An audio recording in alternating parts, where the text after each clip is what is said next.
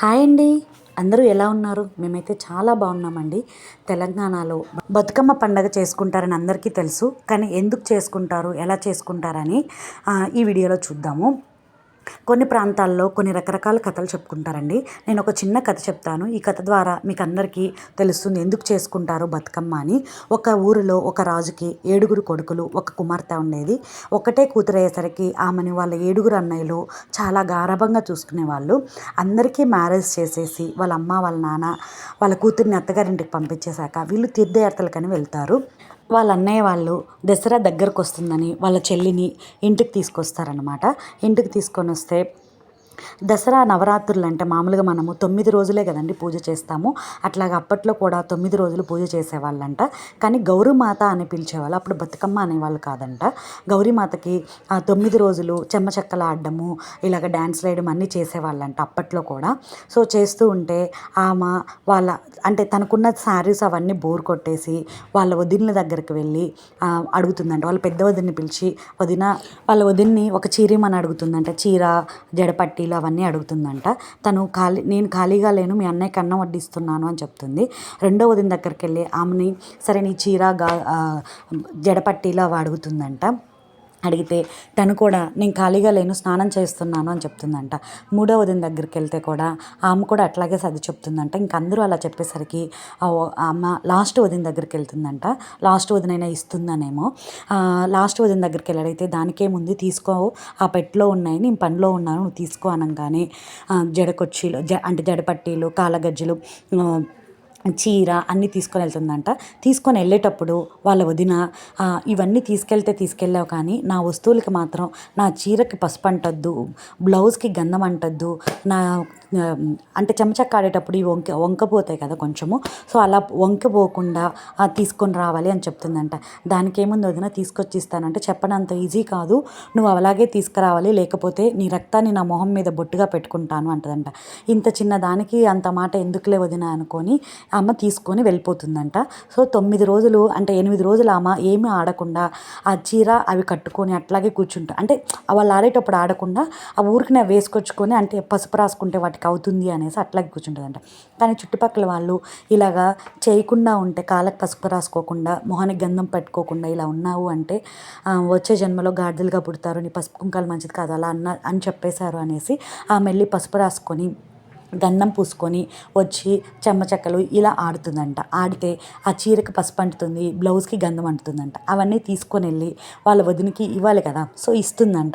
వాళ్ళ వదిన అప్పుడు పనిలో ఉండి అక్కడ పెట్టేసి వెళ్ళిపోమ్మ, నేను రేపు సర్దుకుంటాను అని చెప్తుంది. పక్క రోజు ఆ చీరకి పసుపు అంటడము, బ్లౌజ్కి గంధం అంటడం చూసి వాటన్నిటిని కోపంతో అంటే చించేసి చీలికలు వాలకలు చేసేసి అక్కడ పడేసేసి కాలుబెట్టేసి తలనొప్పి అని పడుకుంటుంది.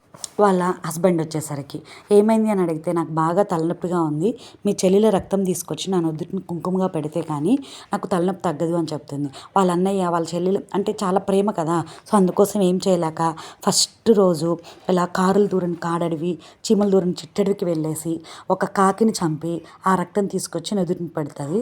నిజంగానే వాళ్ళ చెల్లెలు చంపేశారు అని ఈమె అది నుదుటిని బొట్టుగా పెట్టుకొని ఒక కట్లు కడవ తీసుకొని చెరువు గట్టుకెళ్తుంది నీళ్ళ కోసమని.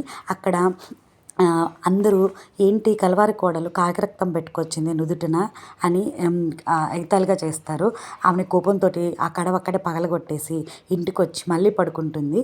మళ్ళీ వాళ్ళ హస్బెండ్ వచ్చి ఏమైంది అని అడిగితే, నాకు కాకిరక్తం తీసుకొచ్చి పెట్టావు, నాకు తలనొప్పి తగ్గలేదు, చాలా తలనొప్పిగా ఉంది, మీ చెల్లెలు రక్తం తీసుకొచ్చి నా నుదుటిన కుంకుమగా పెడితే కానీ నాకు తలనొప్పి తగ్గదు అని చెప్తుంది.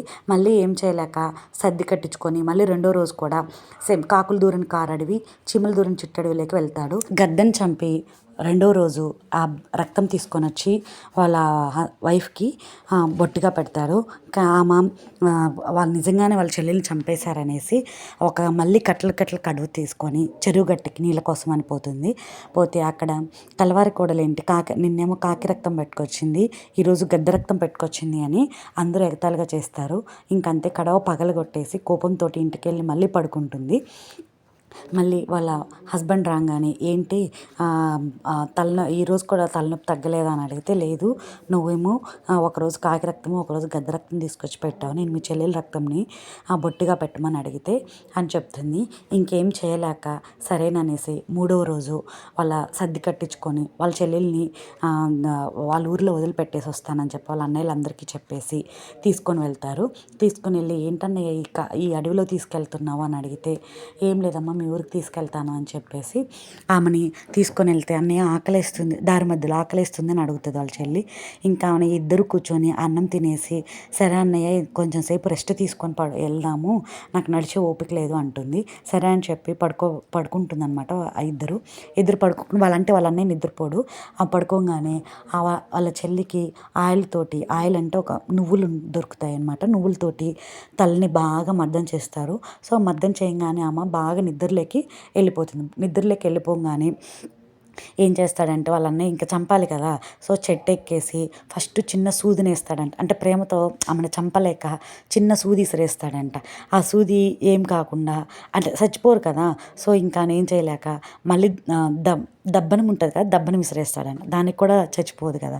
ఇంకా అని కత్తి విసిరేస్తాడంట. మూడో కత్తికి అంటే కత్తి విసిరేయంగానే మూడోసారి అమ్మ చనిపోతుంది. చనిపోగానే చాలా బాధపడుతూ ఏడ్చుకుంటూ ఇంకా రక్తం తీసుకొని వెళ్ళి వాళ్ళ వైఫ్కి నుదిటిన బొట్టుగా పెడతాడు. ఆమె చాలా ఆనందంతో బొట్టు పెట్టుకొని మళ్ళీ కట్లు కడవ తీసుకొని చెరువు గట్టుకెళ్తుంది నీళ్ళకి.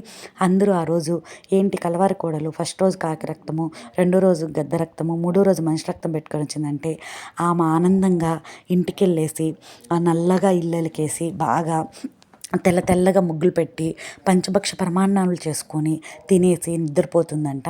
నిద్రపోయి ఎక్కడైతే ఈమెను పూడ్చిపెట్టారో అక్కడైతే ఒక పూలతో వనంలాగా బాగా మొలిచిపోతుందంట. ఇంకా వాళ్ళ నాన్న వాళ్ళు తీర్థయాత్రల నుంచి రిటర్న్ తిరిగి వస్తూ ఉంటారు. తిరిగి ఆ పూల చెట్లను చూడంగానే వాళ్ళ అమ్మాయి గుర్తుకొస్తుందంట. వాళ్ళ అమ్మాయి గుర్తుకొచ్చేసి మన అమ్మాయికి పూలు అంటే చాలా ఇష్టం కదా, కొన్ని పూలు కోసుకొని పోదాము అని రాజుగారితో చెప్పి, రాజుగారి భార్య ఒక చెట్టుని ముట్టవంగానే ఆ పువ్వు ఏమంటదంటే, ముట్టకు ఓ అమ్మ నీ చెయ్యి కందేను, పాపకారి వదిన చెప్పిందని దోషకారి అన్నయ్య పడపడుచేను అని వినిపిస్తుంది. ఇదేంటబ్బా ఇలా మాట్లాడుతుందని చెప్పి రాజుగారు కూడా ముట్టబోతే, ముట్టకు ఓ నాన్న ముడితే నీ చెయ్యి కందేను, పాపకారి వదిన చెప్పిందని దోషకారి అన్నయ్య పడపొడిచేను అని చెప్తుంది. ఇదేంటి ఇలా చెప్తుంది అనేసి ఇంటికి వెళ్ళిపోయి వాళ్ళ కొడుకులకి పిలిచి ఇలా చెప్తారనమాట. ఈ సంగతి అంతా వాళ్ళ కొడుకులకు చెప్తారు. వాళ్ళ కొడుకుల్ని అలాగే ఆమె చనిపోయింది కదా, ఆమె వాళ్ళ అత్త మామని అందరినీ తీసుకొని వాళ్ళ హస్బెండ్ని తీసుకొని అందరూ అక్కడికి వచ్చి ఫస్ట్ వాళ్ళ పెద్ద కొడుకు ముట్టుకోబోతాడు.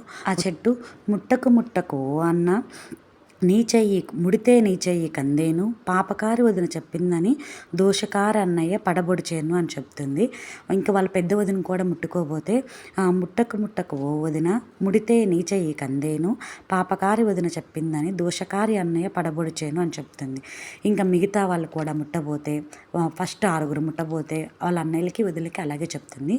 ఇంకా లాస్ట్ ఆయన అంటే 7th అన్నయ్య ముట్టుకోబోతే, ముట్టకు ఓ అన్న ముడితే నీ చెయ్యి కందేను, పాపకారి వదిన చెప్పిందని నువ్వు దోషకారి అన్నయ్యవైన నువ్వు నన్ను పడబొడిచావు, సూది వేశాను చావలేదని, దబ్బనం వేసావు చావలేదని, కత్తి వేసావు కరకరా చనిపోయాను అని చెప్తుంది.